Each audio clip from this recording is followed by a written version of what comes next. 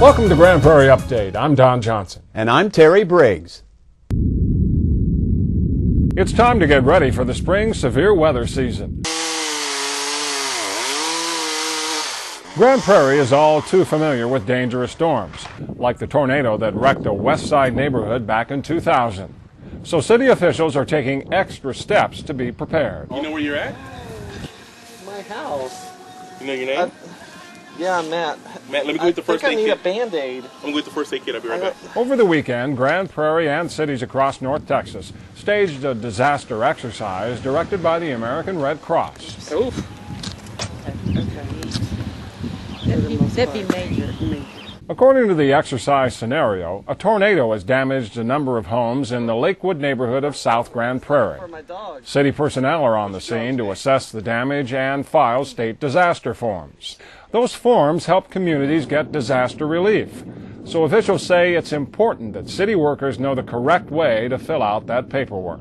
One of the most important parts of our disaster relief operation is the first step in assessing the damage. So when we show up in a neighborhood, we often have what's called a street sheet, and we fill out a tremendous amount of data on that sheet because it goes back to the Red Cross. That determines how many volunteers we need to respond, how much money we need to raise, how many rakes and shovels and tarps we need to be able to take care of families. Authorities say this is also a good time for you and your family to review your personal disaster plan and stock up on disaster supplies. You can get more information about disaster preparedness by going online at the websites on your screen.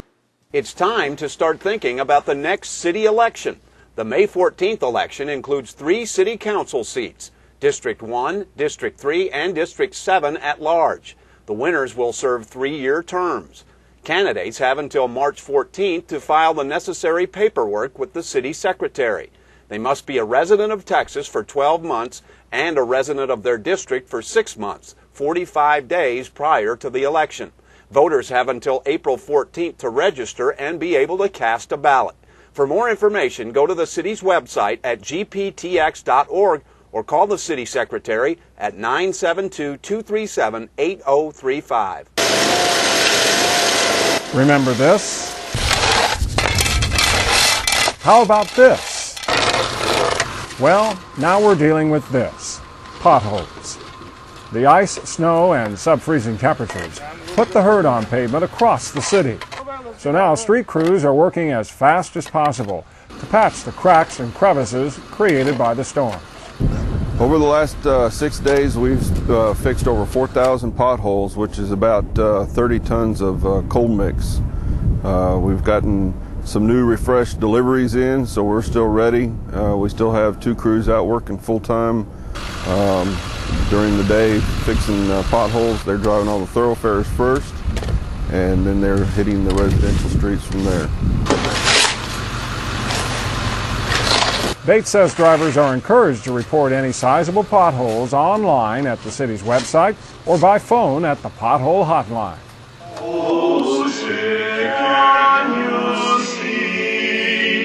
It's become an annual sign that spring is right around the corner and that another season of thoroughbred horse racing in Grand Prairie is almost here.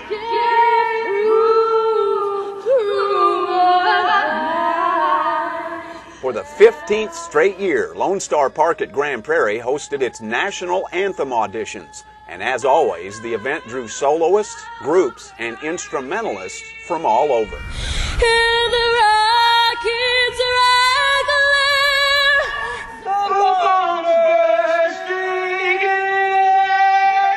More than 130 people tried out this year, from 5 years old on up. And whether they're raw rookies or polished veterans, everyone seems to have the right reason for trying. And the home of... I never served in the military, and this is my contribution to our nation. I enjoy doing it. It's in my heart. It's just one of those things that I really enjoy doing. I enjoy singing, and there's nothing better than singing the Star Spangled Banner. What so proudly we hailed. It is a little nerve-wracking to be here. in the reverberation, you hear it going off and everything like that, to stay concentrating, stay focused. It is very difficult to sing, as we learned fairly recently at a very big event in Arlington. Professional singers have a very difficult time singing as well as amateurs. So, you know, a lot of times it just depends on the day and whether you're on or off, but it really depends on how you perform in your audition on whether or not you'll make it for the season. The bombs bursting in air. And of course, the chance of being invited back to perform the anthem on one of the 78 days of live racing is what everyone here is ultimately hoping for. For the land of the free.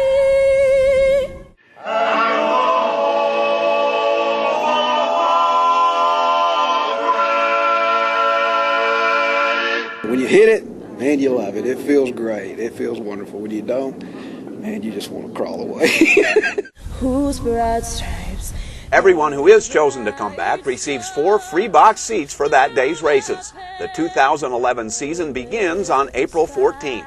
For more information, you can call 972-263-7223 or log on to LoneStarPark.com. Grand Prairie is offering local artists a chance to showcase their talents with a contest for the city's next holiday ornament and a new competition at Market Square.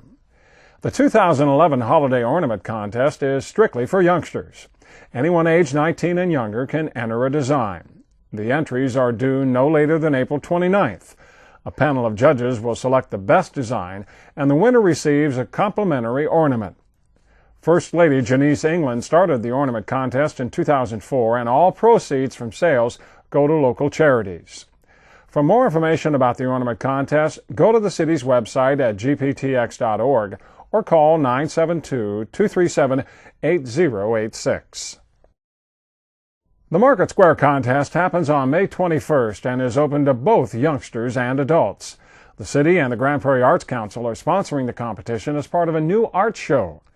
All hanging media will be considered, including oil, acrylic, watercolor, pastel, mixed media, drawing, and photography. Artwork should focus on the theme Farmers Market and/or Market Square. Cash prizes for first, second, and third place and best of show will be awarded in both student and adult categories. And the winning creations will be displayed every Saturday when the Farmers Market is open. For entries and rules, go online at artsgp.com or call 972-642-2787. Cucumbers, you got 2 tomatoes, and then this okra. The Farmers Market is set to return to Market Square in downtown Grand Prairie this weekend. It's the perfect place to pick up locally grown produce, baked goods, and other items. And this year, the city is looking for some motivated volunteers who want to become farmers' friends.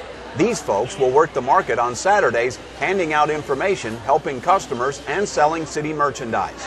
If you're interested in joining Farmers' Friends, you'll find an application online at gptx.org/farmersmarket or call 972-237-9588.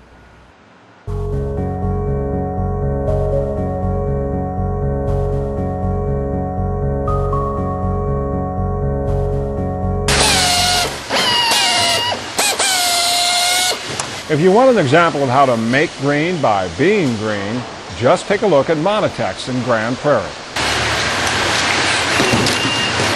This local business is the destination for thousands of obsolete computers, monitors, printers, and other electronic devices. Monotex contracts with cities, companies, and other customers to recycle their electronic waste. First thing it'll go through is kind of a triage sorting process where we will classify the equipment as to whether it's good for remarketing, reuse, or recycling. The time is anywhere from 7 to 12 days for a truckload of equipment that comes in. By the time it makes its way through the sorting process, through the demanufacturing process, and then all the way to its individual end product. According to Segovia, about 20 to 25% of the material is refurbished and resold. The rest is shredded or pulverized for scrap. The biggest change I think we can say that we've had is it's just the size, the scale of the operation has definitely grown over the years. It started out small as we fine-tuned our process, and we created some efficiencies and some better processing methodologies. Really, that's, I think, the biggest change that we've had. The process itself has grown. More equipment is coming in the door.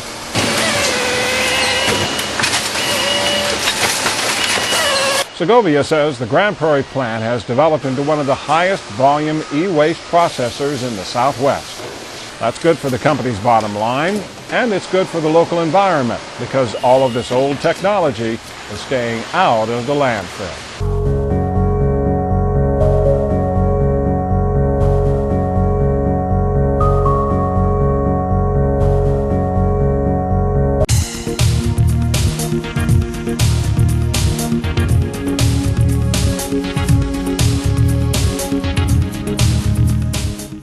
This fence is getting to the point where it's going to have to be replaced pretty soon. In some sense, Grand Prairie's code enforcement officers have been asked to play the role of referee, and many times it's an easy call. This fence is what I would consider to be a dilapidated fence. The fence is leaning. The fence should be upright and not leaning. Fences and what you need to know, the subject of this edition of Know the Code. Deteriorated, missing panels, or leaning, those things constitutes a dilapidated fence. Obviously, the fence on this property needs immediate attention, so the code enforcement officer will inform the owner about options. Once we observe a dilapidated fence, our first course of action is to give them a notice. If they're present, we normally will give them a hand notice. We normally give them 10 days to do the repairs to the fence. When you go back and you make repairs or replacing a fence, it needs to be done with like material. Like, for instance, the metal poles should be wooden poles. And actually, there are 3 options when it gets to this point. You can repair it or replace it, but you can also remove it, unless it is what is known as a required fence. If your home is near a commercial property, it's called a required fence. That means the fence has to be there and maintained. And normally a required fence separating residential property from commercial property, that fence is normally put there by the commercial property owner. And Reagan says that even when repairing or replacing the fence are the only options, the city is willing to work with you because they're well aware of the cost for repairs or building a new one and the penalties that will come for those who don't. That penalty is pretty stiff. The price of it is normally set by the courts, and it can be upwards of $200-300 on a citation. And that's why we work with them. I mean, if they're going to say, hey, you know what, Randy, I'll get a fence panel and I'll get this one put up this week and I'll do this one next month, we'll work with you. Times are hard for a lot of people. Yeah. So we don't mind working with you at all. If you have questions, you can call the Grand Prairie Code Enforcement Division at 972-237-8296 or log on to the city's website, gptx.org, and follow the links to code enforcement. And now you know the code.